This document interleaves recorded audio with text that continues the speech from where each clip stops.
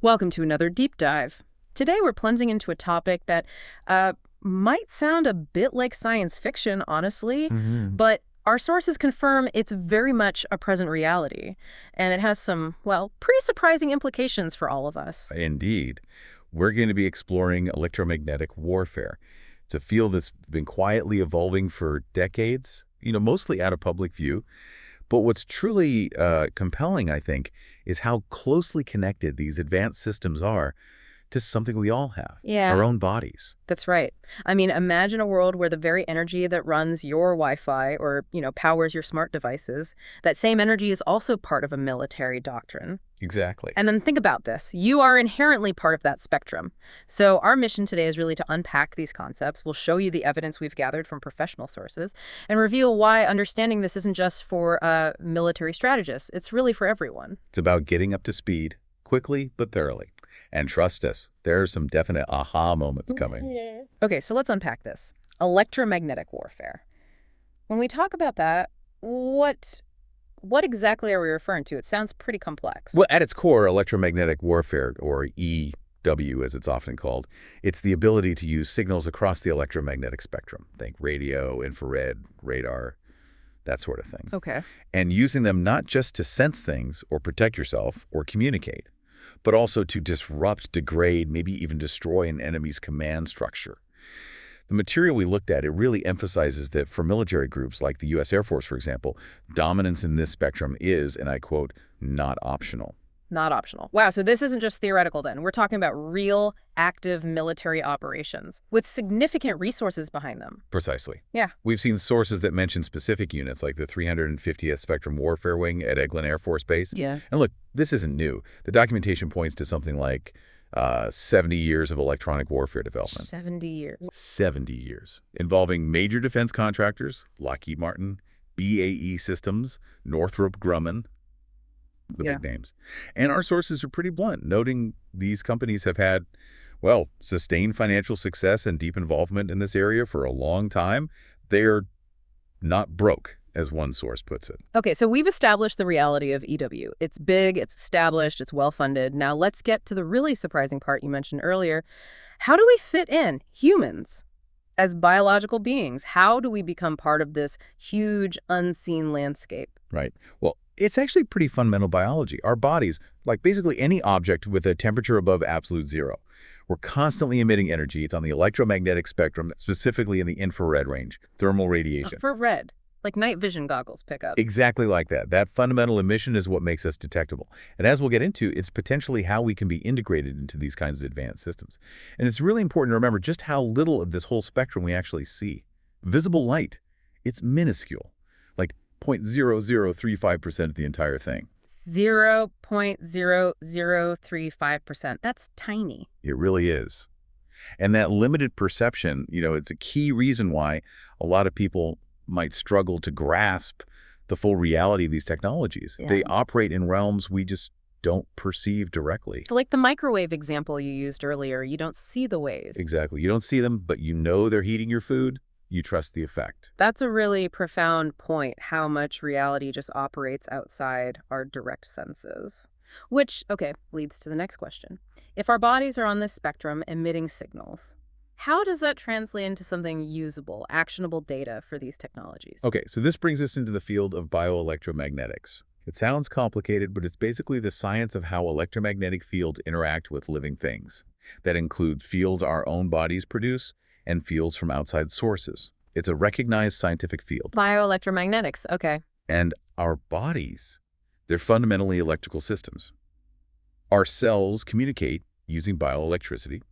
It involves ions, charged atoms moving around. That's precisely why things like an EKG for your heart works, or an EEG for your brain waves, or even a galvanic skin response test, like in lie detectors. Right, they're all measuring electrical activity. Exactly. They're measuring what are called biosignals. So our basic biological functions are essentially electrical signals, signals that can be picked up and interpreted. What are some surprising ways these biosignals are actually being used right now? Well, these biosignals, and they can be varied, kinematic, optical, chemical, electrical, acoustic, thermal. They're constantly being measured and monitored in different ways. Hmm. This whole concept has directly fueled the development of something called human-body communication. Human-body communication. Yeah, where the human body itself is actually used as a transmission medium for data. It's kind of like our bodies become their own mini data networks. That sounds incredible, truly fascinating. And you said this isn't like a brand new idea. No, not at all. The development of what's called wireless body area network technology, WBNs, that started back around 1995. Wow, mid-90s. Yeah, and standardization came in 2012. Now, these WBNs, they're explicitly used for monitoring physiological parameters. Our sources note they are cited as being mandated worldwide by regulators like the SEC and FDA here in the U.S. for certain medical device applications. Mandated, so they're quite integrated. Very integrated.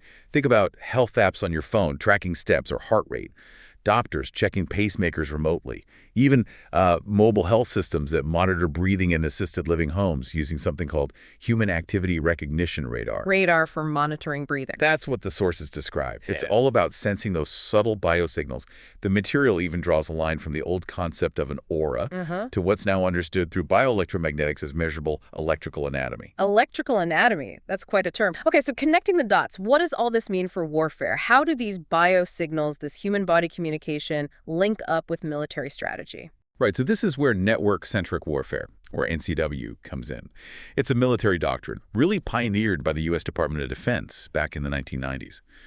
The core idea is using information technology networks to connect all your forces, even if they're spread out, enabling real-time information sharing, coordinated action, that kind of thing. But the crucial insight, the thing our sources really hammer home, is the phrase, the network is the weapon. The network is the weapon. That's powerful. How does that actually work in practice? Well, take drones, for example.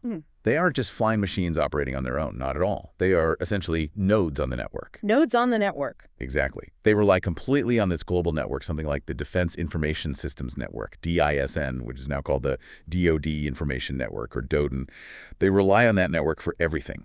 Their flight paths, their surveillance targets, even the command to activate weapons. It's all network dependent. Completely. We saw documentation, for instance, citing a 2014 article in Computer Weekly.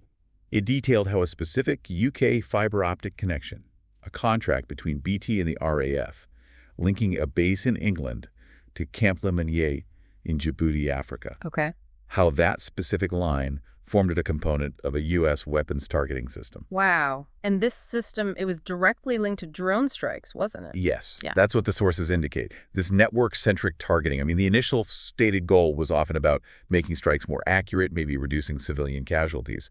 But it also became the mechanism for what's called targeted killing. Essentially, computer-driven, intelligence-led assassinations happening outside traditional legal frameworks. Extrajudicial. Yeah. And according to groups like the Bureau of Investigative Journalism, these strikes tragically resulted in hundreds of accidental civilian deaths over about 13 years across the Middle East, Asia, and North Africa. So the key takeaway here, connecting back to our bodies, is that your body, because it's electrical, because it exists on that electromagnetic spectrum, it can potentially become another node on this same kind of network. Our bodies used as a transmission medium, as you said, like a node. And you mentioned biocyber interfaces before. How does that fit in? How do we actually become a node? Right. A biocyber interface. Think of it as a bridge, basically. A device or a method that allows communication between the biological world, our bodies, and the digital world, like the internet or these networks. A translator. Exactly, a translator. It converts those biochemical signals from inside the body into electrical or electromagnetic signals that external networks can actually understand and maybe even interact with. There's ongoing research in this area. Sources mention work at places like the University of Cambridge looking into biocyber and neural interfaces. They're using things like terahertz electromagnetic nanomechanical communications. That sounds incredibly advanced. It is. But the goal is essentially to enable a kind of login to our biological signals, bridging that gap between our biology and these digital systems. Okay, this is all, it's incredibly advanced, as you say, but frankly also somewhat concerning for a lot of people listening, I imagine. And our source material, it contains a pretty strong warning about how people might react to this kind of information, doesn't it? It does, yeah. The sources express a real concern about public perception and potential misinformation. They point to a tendency sometimes to dismiss the history and the current reality of electromagnetic warfare and importantly, its implications for human physiology.